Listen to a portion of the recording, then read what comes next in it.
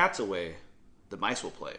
In the book of Judges, you have God's people being servants to nations that are around them because they've disobeyed God and they've been put into those nations' hands. And then they cry out for help.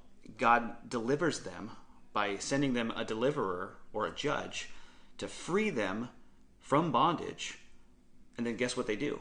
They do the same thing again. As soon as things are good for them and they're free, they go back to serving other gods and false gods, and then the whole process repeats itself over and over.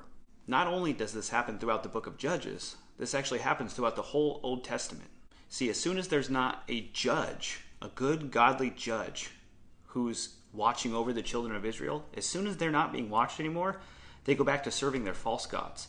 And what we can take away from this is our walk with God shouldn't rely on other people. God can see right through our fakeness. He knows if we're following Him because we love Him, or if we want people to see us and praise us for how godly we are.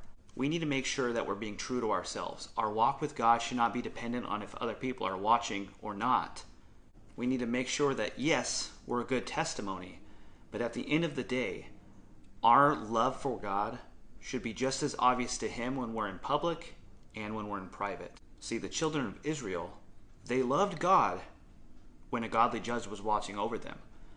But what happens when they no longer have that judge? They stop serving God, they serve other gods. We need to make sure that we're not like the children of Israel in this situation. We can't just love God and serve God when people are watching, when our pastors are watching. We need to make sure that we love God no matter who's around, whether we're in private or whether we're in public.